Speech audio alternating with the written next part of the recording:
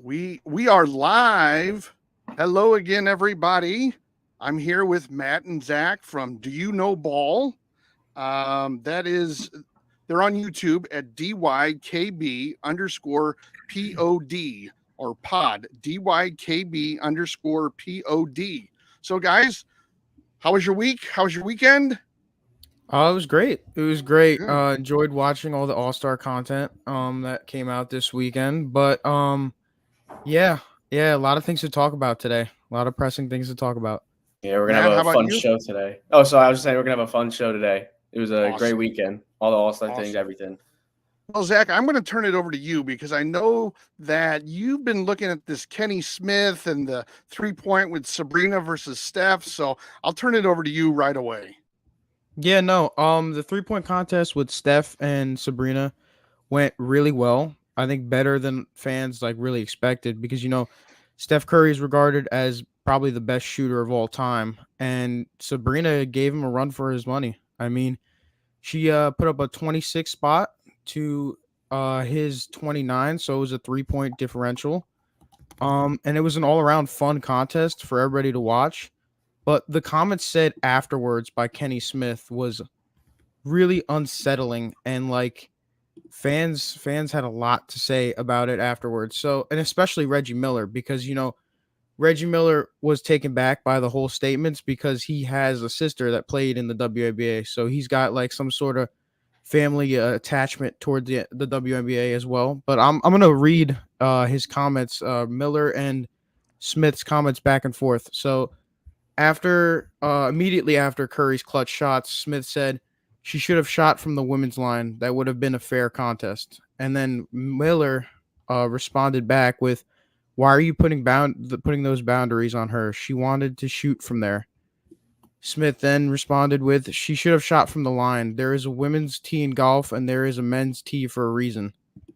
And then Miller responded with, "According to you, you want her to be playing with dolls." Smith said, "No, I want her to shoot from where you shoot from, and there is nothing wrong with playing with dolls." So, again, outlandish statements that took back the NBA with a storm. People at social media went crazy about this. And if you're Smith has been doing this for so long, you should know better. You know what to say and know what not to say. It was a fun event to watch. There's no need to do that. No need to degrade Ionescu. I mean, she put on a great performance, 26 points. I mean, she would have won.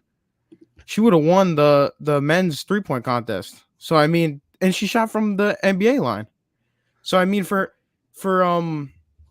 Smith to say that and degrade her talent, it's a bad look for him, and not just him, but the whole board itself. And it was good to see that Reggie Miller was trying to stand up for Sabrina. Well, the one thing I'll say about it is Reggie had a sister, Cheryl Miller, who was older than he was. And you guys are a little bit younger than I am, or a lot younger than I am. And Cheryl Miller was a big deal in the 70s and early 80s. I mean, if there was a WNBA, she would have been the ultra superstar of it. I mean, I think she even, there were always talks about her maybe even playing in the NBA, those kinds of things. I mean, she was on a whole different level than any other basketball player that level that played ladies basketball back then. The one thing, so Reggie was very familiar with it. The one thing I'll say is when he makes the comment about the ladies tee in golf. Okay, I'm a golf fan, I'm a golf instructor. I had a daughter that was a state qualifier 2 years in a row for golf. And the one thing I'll say is when Michelle Wie and other female golfers, Annika Sorenstam, when they played in a men's tournament, they played from the men's tees. And that's the way that it was. There was no questions. It wasn't, oh, well, Annika and Michelle are going to play no, they played from the men's tees. They signed up, they agreed upon it, and that's what everybody's really saying is she agreed to the distance. Why are you bringing this up? I think Reggie even said it later. Mm-hmm. So it was one of those things. I mean, and he's sort of walked back some of his statements, or he's tried to make it. He said something on Stephen A. Smith, I think, yesterday about dart players and taking a step forward, and it's all muscle memory. But he's in hot water. There's no doubt about that. So Yeah, for sure. I mean, again, like I said, he's been doing this for so long. He should know better on what to say and what not to say. yeah. Every And the here's whole yeah, good. Go ahead. I'm I was sorry. just gonna say, let's see if I can get this. The I was just gonna say what he is, if I can find it. Yeah, here. His statements from, I don't know if you can see that, but his statements from Stephen A. Smith, and I'll just read those aloud. Kenny is saying that I think it's much ado about nothing. Most people who know basketball understood what I was talking about. Actually, I was advocating for her more than anything else. He goes into the muscle memory. She practices from one range, but it's not to say that someone can't, take a foot or two back and practice from another range, one or two steps back. So then he goes into the darts, the guy who throws the darts. And if you move him back one step, his accuracy changes. But the funny thing, if you move him one step, his accuracy changes. He's trying to not make light of the situation, but he's trying to get himself out of hot water. In essence, it was a statement that he should have said as soon as he went to the ladies' tees. I just think that he was dead wrong. He was just inexplicably wrong about that, because she signed up to be in that competition. She knew what range she had to play from, and she did one heck of a job. I mean, let's face it, her score alone was not a guarantee that Steph was going to beat her. It wasn't like she scored 14 or some weird number that was much lower. I mean, she scored what you said Damian Lillard scored to win in the final round. So it was one of those things that I thought was, it was a dumb thing to say. So anyway. Yeah. All right. It was really stupid. All right, moving on now to the All-Star game itself. I'll just recap. I know most everybody has seen this. The East won by a baffling 211 points to 186. Damian Lillard scored 39 points, which, when you think about it, it was still in the 30s. I mean, someone could have scored 80 points, and he won the MVP. Any initial thoughts about the game itself or the score or anything like that before we go into some of the first that All-Star Weekend brought to us? Yeah, I'll say a couple things about the game. So it's been a constant theme as of late that the NBA All-Star game has just kind of been nothing, right? This was the first year in a couple years that they reverted back to the old format in East versus West. Past couple of years, they've been doing the draft, which is kind of fun, but it's just another thing for them to televise, maybe make some money off of it. In terms of this year's NBA All-Star game, I don't know if I want to say one of the worst I've seen, but in terms of entertainment, just really wasn't there, right? 200 points. It's crazy. You have Damian Lillard winning MVP. I know that is a little controversial. I know a lot of people think Tyrese Halliburton, and I'm kind of on that train as well. I think Tyrese Halliburton probably should have ran away with the MVP only because, well, one, I mean, they're in Indiana, so it's a little bit of like a little home story type thing. But also his efficiency was so much better than Damian Lillard. It took Dame close to over 20 shot attempts to even put up 30. Halliburton was maybe closer around to like the 15 range. It was just insane, and I definitely think Tyrese Halliburton was robbed of the All-Star Game MVP. But then looking on the other side, on the Western Conference, Karl Anthony Towns, 50 points. If the West pulled out with the win, he undoubtedly would have been the MVP.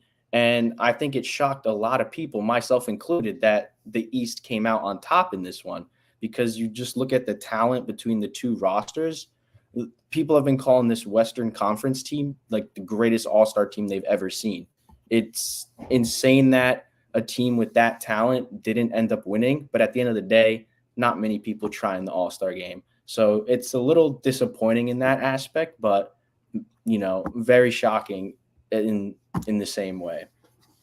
Yeah, yeah, very, very shocking. Tyrese Halliburton, you're right. He put on a show for everybody. I mean, he was taking like step back threes, fall away threes, flashy passes. I mean, he really put on a show for everybody at the game. But I do agree. I mean, like it should be more competitive than it is. I mean, it's just like they're just going back and forth, soaring dunks and stuff. You know what I mean? Like it's not fun to watch when there's not a lot of okay, like we're locked in. We wanna play defense. We wanna play like a regular game or like an NBA final game. Like we want to have a lot of fun. And but yeah, I mean, there's a lot of firsts too with the NBA All-Star game. If you want me to get into that right now. Yeah, Um yeah, go. yeah, so two things that come off the top of the head.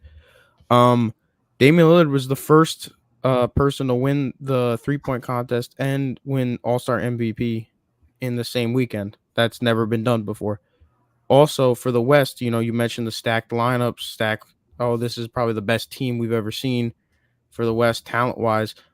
KD, Curry, and LeBron. I think this is the first time they have been on the same All-Star team ever, and which is wild to see. But I know it's been kind of weird with the draft and stuff. So obviously, the past couple of years, they haven't really gotten a chance because KD's been the captain a year and LeBron's been a captain, and they haven't obviously gotten a chance to. But yeah, it was really interesting to see. And you know what, Matt? I think you predicted KD, right? To be the MVP. I did because I thought the West was going to run away with it, Yeah. and I honestly, if I thought the East was going to win, I wouldn't have guessed Damian Lillard either. To be fair, I would have probably had Jason Tatum with back to back. Wow. Okay. Yeah. I mean, yeah. It's there's not much to be said other than I wish it was more competitive and a lot more fun to watch. Well, two things about it, and the first one is sort of a question, and I'm not going to ask it to embarrass anyone, but there is one other player in NBA history that won the game MVP and another award. He won the dunk contest, and it was in 1988. Any ideas who it might be? 88? 88. Pretty obvious. Michael Jordan. Michael Yeah, Jordan. Jordan. So Lillard joined Jordan in so much as they won MVP and one of the other contests over the weekend. I just actually learned that. I was doing a little research just before the show and I saw that. The other thing that because I watched Kenny Smith on Stephen A. Smith before the show today, the one thing was actually two things. Kenny Smith, and I don't know where his credibility is with you both now, but the one thing he said, and I think we talked about this in prep yesterday, he really likes the idea of them going to a point goal at the end of a game. So maybe it's, the first, whoever gets to 150 wins the game. It was his example. And then the first team to get 75 points, it's then halftime. And then they start, after halftime, the score remains the same, and it's who can get to 150 in the second half. They win the game because he said, and I think Matt, you might have said it, or I can't remember, but they did this with after Kobe passed away, and if you can kind of explain that and let people know what they did and what we're talking about, why it was so successful. So, yeah, so. After the passing of Kobe Bryant, the NBA kind of revamped the All-Star Game format. First, they named it after him. They named the award after him. But basically what they did was at the end of 3 quarters, whatever team was winning, they would simply just add 24 to that highest score. So if the highest team had 100, the target goal would then be 124. And then the first team to reach 124 would end up winning the game. Now, I think that's good because there's no time limit, right? It still gives the other team a chance to come back and show a little bit more fight. And the first time they implemented that, it really came down to literally the last possession where The players were actually playing defense. Fouls were being called. There were free throws, everything. So that rule brought a lot of intensity back to the All-Star game. And, this is the first year out of recent years that they removed it. And maybe it's no coincidence that a team went on to score 200 points because of it. Yeah.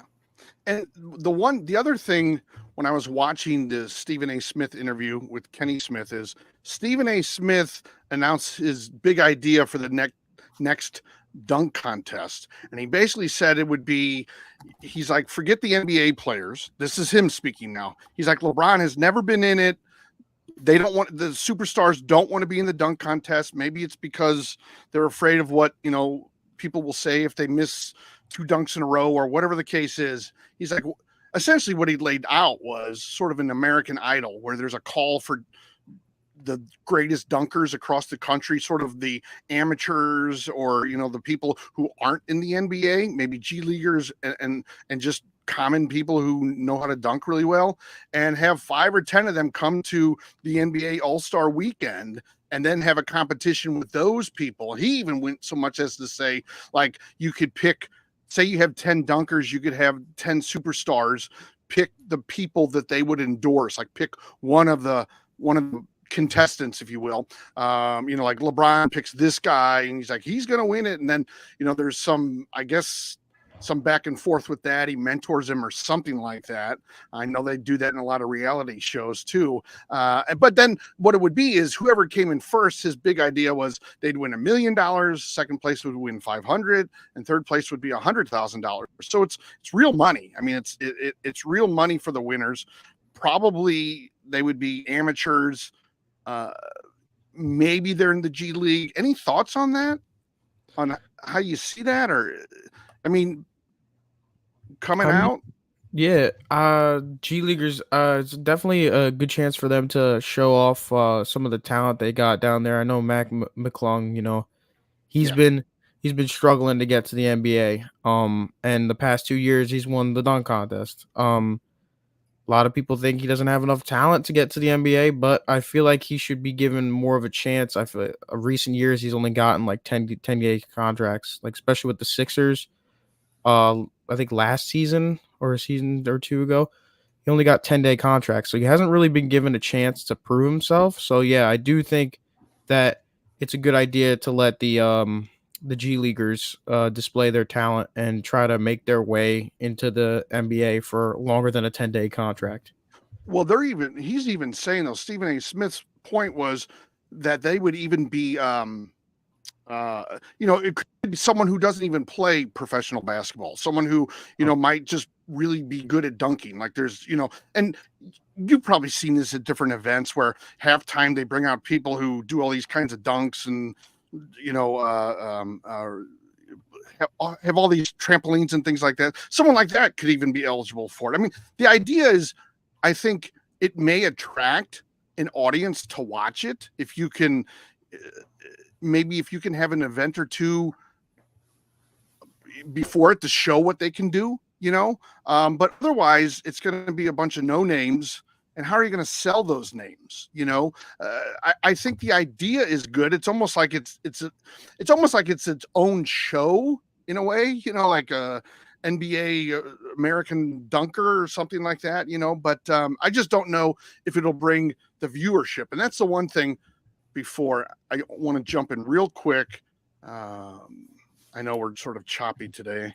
I'm all over the place with this stuff, but I just want to bring up the viewership in the last few All-Star games. Okay, so hopefully you can see the screen. Let me just double check this. Oh, something just popped up, of course. Okay, and I think you should be able to see that fairly well, right? Okay, I can make it bigger. Yeah. Hold on. Or can I make it bigger? There. Okay. So this year, for the game itself, there was 5.5 million people viewing it. Last year, it was almost 1 million less. Okay. The Saturday night events, obviously, because it's not the game, but there's other things going on, like all of these competitions we're talking about. There was a fairly good number, 4.6 million shares opposed to 3.4 last year. But if you look at 2020, you see a much bigger number for all of the events. So what you guys are saying, I think, is right on the mark as far as the All-Star game isn't much to watch. You made that point earlier. One of you guys said that earlier, and I completely agree with that. The Saturday night events, because LeBron and Durant and folks like that don't participate in some of these bigger events like the slam dunk, people aren't viewing it. They're not tuning in for some of those things, as well as even the 3-point contest. I mean, Damian Lillard is a great player. He's one of the top players in the NBA, but you almost have to be an NBA, maybe not an aficionado, but pretty close to it to know that he's any good. I mean, he's not a household name in any stretch of the imagination. Yeah. Wow. I mean, just looking at these numbers for the viewers, I mean, there's a big difference from 2020 to now. And again, a lot of it has to do with the amount of style and competition that goes into All-Star Weekend. And, it's funny you mentioned the dunk contest too, because I think Jaylen Brown got a lot of backlash for the dunk contest. He even got booed on a dunk. I think he dunked over Kai Cenat, who was sitting on a chair, and Kai's like 5'6". He's like our height, 5'3", something like that. And it was just a lame dunk, like, and he got booed for it. He got reprimanded for it. So he really, it's good to have a star in the dunk contest, but he really, I don't know how good of he really didn't do too well of a job in the dunk contest, representing like a big name star. Yeah. So yeah, I mean, I think that is sort of the problem with the dunk contest now, is they don't have as big as stars, and it's sort of the chicken or the egg. And why don't they? Well, the stars don't want to get booed. They don't want to, maybe they're not the most creative dunk artists there ever were, and they don't want to get booed. And I kind of see that. I mean, I kind of understand that in many ways. I don't think, you're supposed to be a superstar within the league. The last thing you want to do is hear the boos from the fans or get a lot of criticism, especially on social media. And let's face it, social media can be really, really intense. You can get a lot of negativity from social media, and they don't want that either. So it's one of those things. Yeah. Also, like, one thing about All-Star Weekend, what's stopping the NBA from doing what the NHL does for the All-Star game? And for those that don't know, the NHL, I believe, splits it like not just one game, rather they do 4 teams, but each team is a division, right? So they kind of had a draft for the NBA, they used to, right, for like the All-Star games. What's stopping them from the four top vote getters? They each draft a team based off the pool, and you kind of have like knockouts. So it's a little bit more competitive, right? So you're in a tournament rather than there's just one singular game where it doesn't really mean anything. I think that could be something. And I know a lot of people want to add a one-on-one tournament to the NBA All-Star Weekend. That, I think, would 100% be the main attraction, but I can't see any NBA player honestly agreeing to do that, simply just for the sole factor I don't think they want to lose in front of like the cameras, in front of all the fans, especially like you said, we're now in the era of social media, and a loss is really gonna, it would not end well for any of the players, especially a big name player. Well, the one thing that I was thinking about, and it's funny you were talking about one-on-one, the one thing I was thinking about is why not have a 3-on-3 competition? Maybe not full 5. Maybe it's not even the conferences. The one thing about the hockey, and I went to a hockey all-star game right before COVID. I live in St. Louis, and actually, ironically, it's the shirt I have on, but I went to that NHL all-star game. And the one thing I'll say is what's kind of the bummer about it is if like we were there, and at the time they'd won the Stanley Cup, the Blues had, and it was very exciting for me and my son. But we only saw Jordan Binnington and whoever else the other Blues player was. It wasn't Tarasenko, but whoever else it was, for like one game because that team lost. I understand what you're saying. I'm saying, why not make it 3-on-3 where there's maybe multiple games going on, at once, where you can see that, you can see different players, and you make it cross court, rather than the full length. You make it like you would a regular 3-on-3 tournament, like they used to have, or I think they still do outside. Something like that, I think, could be really popular. Maybe you have 5 people on each team, and you work it out that way. And it is good to have draft picks. They did that in the NFL, and I think that made it a little bit more exciting. What was it? Peyton Manning and somebody else, I think, pick the teams or something like that. So I think that stuff can work. I think it's a real, the fans will be energized by that. It's a little bit different. It's a cross-pollination of the conferences, although nobody cares about that anymore with all the free agency. But a 3-on-3, if your team loses, it's not like a 1-on-1 where, oh my God, I got bashed. But, Damian Lillard beat, the LeBron James. It's like, that's what happened there, But I think that could have something to do with it. I think, make the weekend better. But I think overall, the All-Star games, they really need to change it up no matter what it is, because that one game it's not entertaining enough anymore. And man, I do agree with the idea of some sort of a tournament, even if it's like a round robin and there's 3 teams or something like that, where it's a tournament and they play I like the idea of teams playing multiple times. So maybe that round robin, maybe there's 3 teams or some odd number where each team has to play twice, and let's face it. And here I am on my soapbox again, but let's face it, growing up as a basketball player, not that I was, I'm not saying I was, I'm saying these guys were, they played multiple games often. They had tournaments where they played in the morning, they played in the afternoon, they probably played at night, but at least they had 2 games. So they're used to those kinds of things. It doesn't have to be, the regular 12-minute quarters or anything like that. It could be much shorter. It could be 2 10-minute, halves or whatever the case is. But I do think a tournament would make it more exciting. I also like the idea of it maybe being a smaller group.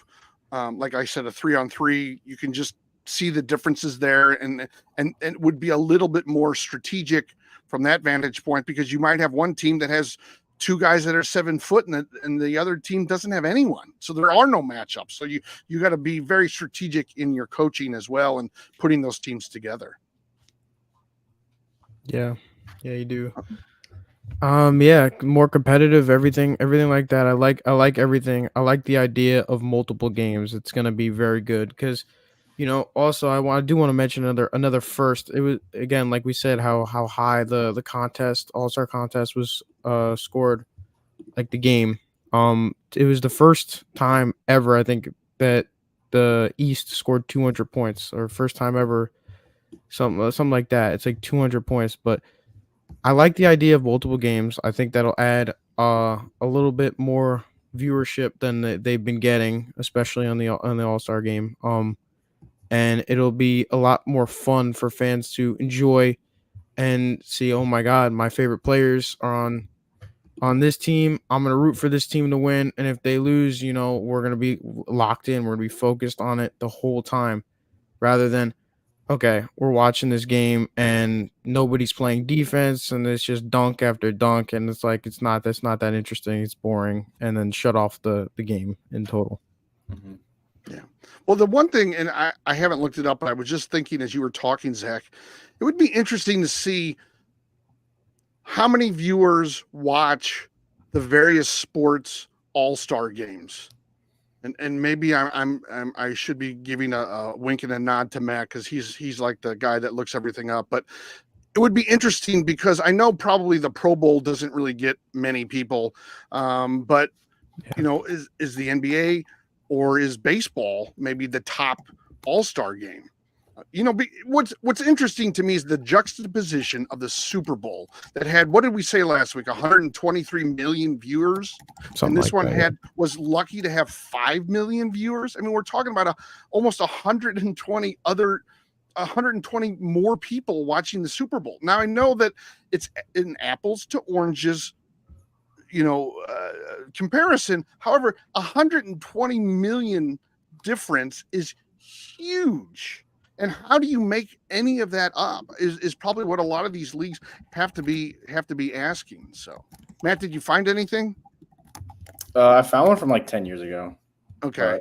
I'm looking for like current day, unless you want me to read the one from 10 years ago. Well, just tell us what 10 years ago. I'm just trying to get a ballpark as to what it looked like. Okay. I got to open the tab up again. Oh, sorry. No, it's okay. I saw it and I closed it. Here we go. Okay. So actually 13 years ago. Correction. Oh, even more. Okay. Well. So from 2011, right? Okay. Yes. 2011, the highest viewed, so at the 4 major sports, the Pro Bowl actually had the highest viewership. Wow. And then it went to the MLB All-Star Game, then the NBA All-Star Game, and then NHL All-Star Game is very, very under all of them. Did they have the numbers by those? Give us a ballpark in the numbers. Yes. NFL in 2011, 13,000. Wait, is that right? It's probably 13 million. They put it as 1,000, but it's probably million. 13 million. 13 million. Yeah. And then what about MLB and the rest? MLB's roughly 11 million then. Okay. And NBA 9 million. And then NHL 1.5 million. Ooh, wow. Lord. That's a big drop off. That's a big drop off. Mm-hmm. Wow. Yeah. Between third and fourth place, it's 7.5 million difference, and between first and third, it's only 4 million. That's pretty crazy. Yeah. But the one thing about it is the NHL changed to the format, Matt, you're talking about, where it's multiple teams because they knew they had to make a change. Now it would be interesting to see what those numbers are now, but my guess is the Pro Bowl's actually gone down because now it's a flag football game. I think back then, like in 2011, I think you could still bet on the Pro Bowl. Like it was you could still bet on it. Now I'm assuming you could bet on the flag football game, but probably people aren't as interested in that as they were the old Pro Bowl in, Hawaii, when, teams kind of tried, although those scores sometimes got out of hand as well. All of a sudden one team would score like 7 touchdowns in a quarter and win the game. And you're like, whoa, what is anybody playing defense on this thing? So, but yeah, that's pretty. And you had 9 million watching the NBA game. So now that's like 5. So if it trends that way, you're looking at like Pro Bowl 9 million, MLB 7 million, the MLB 5 million. So you're looking at a big difference there as well. But yeah. All right. So last night there was, let me just gear this up. Last night there was one heck of an event at a basketball game between the University of Incarnate Word and Texas A&M Commerce. And let me get it up on the screen here. Oh, actually, I think I can take it right there. I'm hoping. Yeah, it was a brutal brawl between the two teams. Yeah. Not anything you would want to see in a sporting event. Well, let me see here. I'm trying to pull it up. Also, my computer is totally lagging, of course. Season series against Incarnate Word. They move. Okay, now watch this. To 4-10. And you'll see play. immediately the camera moves to the right, and that's when they should have stayed to the left. Watch the people running. And with in. Oh no, this is not good. It's an entire really melee. not good. We've got punches being thrown. This is And you guys were saying beforehand that it was just a comment, right, that started all this? Yeah, what it seems to be is that someone on, I believe, Texas A&M said something to the other team, Commerce or Incarnate Ward, my bad, and it sparked something, and they just went at it. I don't really, because the camera be right, the camera pans to the right, but it should have stayed left where we could have seen more of the action. But yeah, something was said when they were shaking hands, and it Okay. started a brawl. Let's watch this a little bit more, and then I'll pause it again.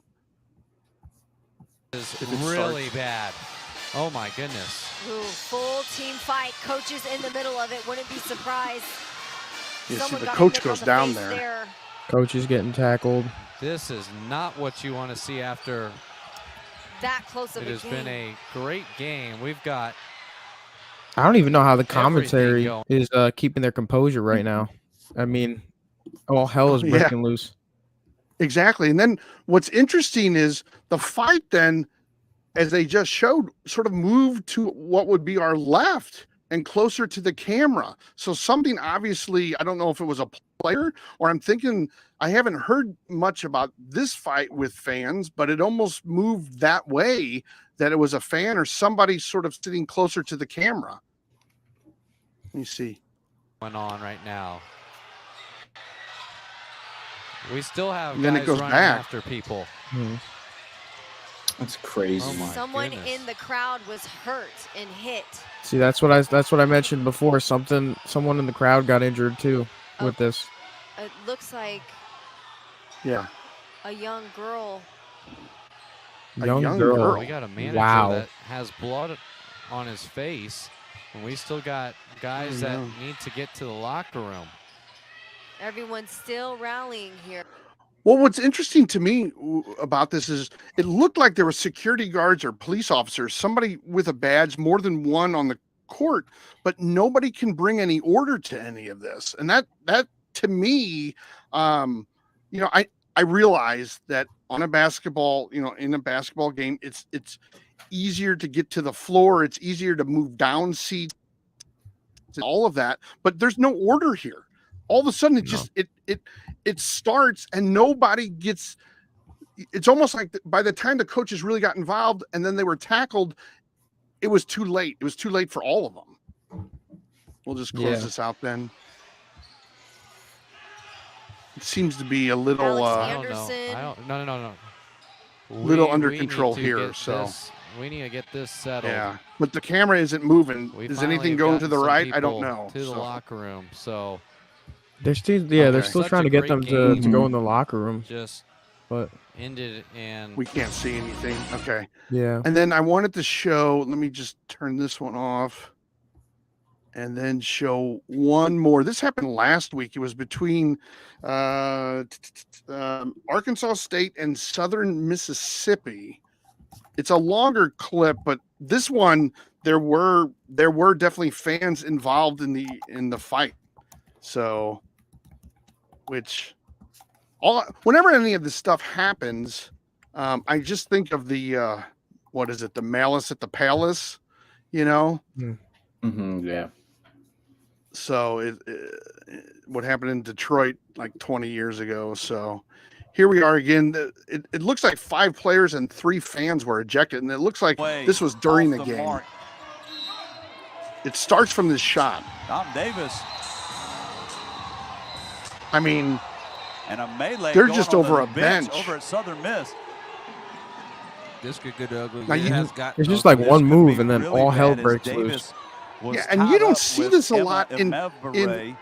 college Emevere, as it is, but to have shoved one her, last and week, to punches have were one thrown as well. last night is Southern pretty Miss crazy. assistant Now, coach Jessica again, I know Barber that I involved don't know in how some this is action. playing it where you're looking, She but was on the it's court real kind of as well. choppy. You My saw computer's Dominic running a little Davis slow, but and people from the Emevere stands are moving down got to get tied closer up. to the fight. Uh, And that's what's tied up really there wrong about all of initially. this And Yeah. then is the just fans that want to be part of it. melee. I hate to call it anything else, but you see And it's, you Yeah, there guys should be- probably go ahead. They should be more interested in the game rather than there's a fight going on. Let's go see what's actually going on between the two teams. Yeah. You never want to see that in a college game, let alone Right. any other game really in high school or even the higher levels. But yeah, want to be more interested in like a fight that happens rather than the game that's a bad look on a fan perspective. Yeah, and you don't see this a lot in women's basketball, like college basketball. Now you don't see that a lot in men's college basketball, but you definitely don't hear about this a lot in women's basketball. And it's sort of that old adage. It looks like the team in white, I'm assuming that would be Arkansas State. Yeah, red and white was basically on the bench, like, by mistake, of course, with Southern Mississippi. And, you guys have watched enough hockey games. You don't want to go to the opposing team's bench, and start anything or check anyone or get in trouble or anything. I mean, you're going to get some punches thrown. Let's see her. Now this one, I'll say, as of right now, has not been getting out of hand the way the other one did. And I think part of that was the end of a game. That was handshakes. Probably a lot of the people, a lot of the security people weren't even ready for that kind of thing at that point in the other game that we showed. So hold on, let me just get back to the action here. Get everything resolved over there by the Southern Miss bench. Yeah, I think a fan maybe even came down. Jessica Barber, assistant coach, is still being attended to on the Southern Miss bench. Brokayla Gray actually left the court with Southern Miss athletic personnel. Yeah, it seems like the coach might have hurt her ankle like really bad. Gardner lost a shoe. Yeah. Our officials have their work cut out for them right now. They got tied up once again as we take a look at what transpired between the Lady Eagles and the Red Wolves. Again, Dom Davis tied up with Mez. Oh, there it is. See right there. Yeah, she pushed the Arkansas player, and then she then she was right on their bench. Yeah. Once again, and then the other player took it the wrong way, I guess. Underneath a And then the push probably. Yeah, the push probably. It's hard to push someone and not take it the wrong way, Yeah. But escorted out. Wow. Again, Brokayla Gray was on the court. What's interesting too is She when I was downloading this video, I realized that both of these teams had like 13 and 10 records, and they both were 6 and 6. I'm assuming it's conference play. I'm not as familiar with Arkansas State and Southern Miss, but I'm assuming it's conference play just because of the time of year. There's a push. Oh, there's more of a push. Yeah, that's a better angle. It's like, yeah, she pushed her twice, right? Or she pushed somebody. But coach went down. She went pretty down pretty Dom bad. Davis, officials pulling players away. Brokayla Gray looked like she had been maybe hit in the head with some sort. She actually had left the game on her own to go to the locker room just to get things checked out. Well, then, like I said, I don't know how you deem ejected. Who was involved in a scuffle, and then who was just they're involved in being in that part of the Coliseum at the moment, because they literally fell into the Southern Miss bench would normally have done. Here we're going to take one more look. There's a tie-up between Dom, a little bit of a shove, now a big shove. Dom Davis gets down. There you see a swing. Again, my video's a little jerky on that one. I apologize. Nothing but bodies everywhere. Smart play by the three. I mean, this is one of those times that the referees really earn whatever they get paid, because they got to sort this all out, and there's no easy way, and I don't know what the rules are, because in hockey, it's if you come off the bench and you do all this other kind of stuff, or you're the second one in, you get ejected or major, but here they're not used to this kind of stuff. I mean, this doesn't happen. Now, the one thing interesting to me is, and maybe you guys wouldn't care at all, but this one was contained, and I think it was because it was in game, and the other one was just a melee. I mean, it was just from one side of the court to the other.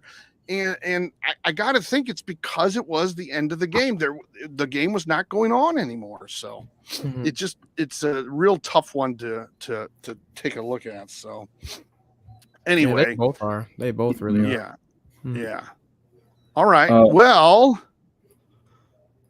I think we got a little bit of time, but I know that there's some hard stops for some of us and all that kind of good stuff. Well, actually, I don't have a hard stop anymore, but I know Zach does. So I'd like to get into some spring training. Do we want to just tease the show this weekend and talk about that, or do we want to go into anything right now and try to squeeze it out for 10 minutes or so?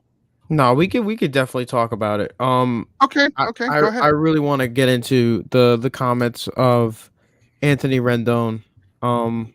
I mean, it's just a terrible things to say about he viewed the game of baseball as mainly just a job, as something, as a means that just to make money and provide for his family and stuff like that. But I believe, Matt, if you want to read the full quote, I have something that I would like to share too, but the quote needs to be read first. But, I can read it right now if you want me to. Yeah, go ahead. Hold on, let me see if I can get this up on screen real quick. Just real quick, just give me like 2 seconds, and hopefully I can. But like I said, my computer has not been as quick as it should. Okay, screen share. Let's see. Is it going to give it to me? Window, no. Entire screen. I don't really want to. Chrome tab. Let me. Yeah, we have the quote from Anthony Rendon, and then I have a fan perspective of what he said. Yeah. Now, obviously, I have a little stat about Rendon too that I'll say after. Okay. And let me see. Especially with the things he mentioned and stated, I get how family and faith do come before baseball and everything, but it's not just a job. It's your profession. It's something you should love going to and something you should love doing on a daily basis. And there's this tweet that I have pulled up goes more in depth on how a fan may look at the things that Rendon said. But yeah, are you able to see this on screen? No. Okay, then just read it. I don't know. It's not working for me right now, so I apologize. Yeah, go ahead, Matt. All right, so just some context. A reporter at spring training asked Rendon a couple questions. There was a whole interview, but I'm just going to read the important part. Reporter asks, "Is baseball still a top priority for you?" Rendon responds, "It's never been a top priority for me. This is a job. I do this to make a living. My faith, my family come first before this job. So if those things come before it, I'm leaving." And then they ask again, "Is it a priority?" And then he says, "Oh, it's a priority for sure because it's my job. I'm here, aren't I?" And funny enough, Rendon has, I believe, played 4 years for the Angels now. He's only played 200 career games for them. That's it. Yeah, that's a wild stat. But I do want to read something from a fan's perspective. Now, this guy, I'll say his Twitter. It's Dan Clark. He's viewing this as Anthony Rendon Clown of the Week. And it's the stuff he says I agree with 100%.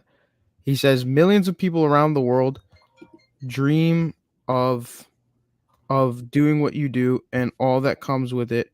Be humble, be thankful, and at least show some sort of appreciation. Show fans you care. I think your attitude sucks. So then again, like that's great. From him to view that and actually write something like that. But yeah, I mean, it's just a whole sort of mess that Anthony Rendon has created for himself, and now he's just got to live with it. He's just got to live with everything that's going on. And yeah, that's really the whole tip of the iceberg when it comes to that stuff. Yeah, that kind of statement by him, that those kinds of quotes and things like that's usually one of those things that they say, and then within a few months they're traded. I mean, or they go to a few games and they get booed, and then it keeps going on. And the team ends up not being too happy about it. Yeah, he didn't say the right thing. I mean, there's other ways to say that. That's your job. We get it. We know that that's your job. We know that family is very important. We know that your faith is very important. We understand that. That's many major leaguers have the same types of messages, but what's different about it than us and the players is, they're making millions of dollars, and they are a celebrity, and they can sometimes be, somebody, some kid's hero, or kids are fans of them, or they learn from them. So yeah, it's a very short-sighted comment completely, and something I actually haven't heard, and maybe you guys have, but I haven't heard a lot about it. I haven't heard I hear more about this Kenny Smith stuff than I do about, Anthony Rendon, but I think at the end of the day, it's one of those kinds of statements that gets you traded, number one. And number two, Matt, you brought something up, and it's really interesting to me, is he's been there 4 years and he's played 200 games. Guys, if you do the math, and I'm sure you have, that's 50 games a year. Last time I checked, they played 162. So this is somebody who's he's not even playing half a season on average, where he's at. And he's just taking the money, and people are going to say, are you really injured? Or you're not really injured? It's going to bring up all of those questions if this story has more and more legs. And as you get into spring training, it's going to, as we see more of the stories about pitchers and catchers and teams getting together, you're going to see more about that. Yeah. Matt, you got anything to add about the Rendon? Well, yeah.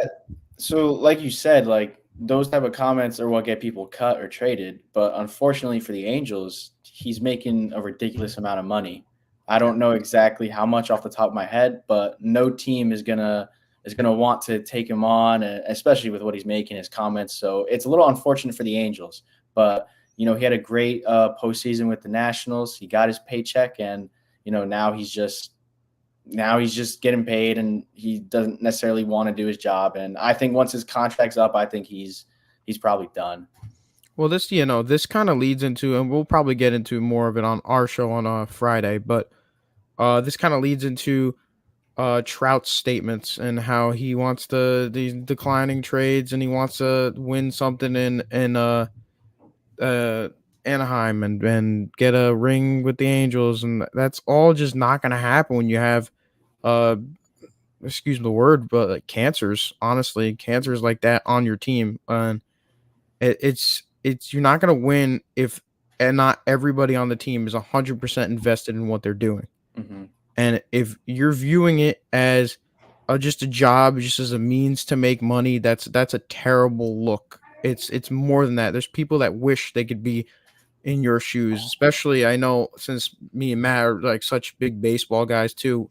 We wish we had the opportunity to play in the MLB, but things don't go like that for just anyone. You have to put in a lot of time and effort, and he did that, and he was viewed as a top third baseman when he was on the Nationals. So that's why when he went to the Angels, everybody viewed it as a great thing for the Angels, but he's been nothing but just a disappointment for the Angels the past couple of years. Yeah, you get to play in Los Angeles, making millions of dollars, and you're complaining about your job. It's, like Zach said, for example, I died to be in that position. It's, he's very fortunate to be doing what he's doing, and so many people in the minors trying to work to get to where he was at or where he's at currently. It's just, unfortunately, there are a lot of more people in the league that also have the same viewpoint as Rendon. They view it as just a job, just to make money. They're not necessarily as passionate about it. But Rendon is just the one that's just publicly announcing it, and it's not a great look at all. Well, the one thing I'll say about it is, and I'm just kind of throwing this out there, is, and I know we're pressed for a little bit of time, but I just want to say maybe he's saying something that a lot of players say or feel, and maybe they say it in the locker room, because there's always been players that I can remember. The one that comes to mind, maybe I'm a little off on this, is Dave Winfield. He took a big pay raise to go play for the Yankees. Jack Clark, who played for the Cardinals, and then I believe signed a big deal with Boston back in the 80s and things like that. There's always been sort of these guys that have done these things. And it's interesting because I believe it was one time I ran into Jack Clark and I was talking to him, and he said that, not re-signing with the Cardinals was probably a huge mistake by him because he was beloved here for a variety of reasons. He had a big home run to beat the Dodgers in the NLCS. And so I guess what I'm saying is maybe though more players feel this way, they just don't say it.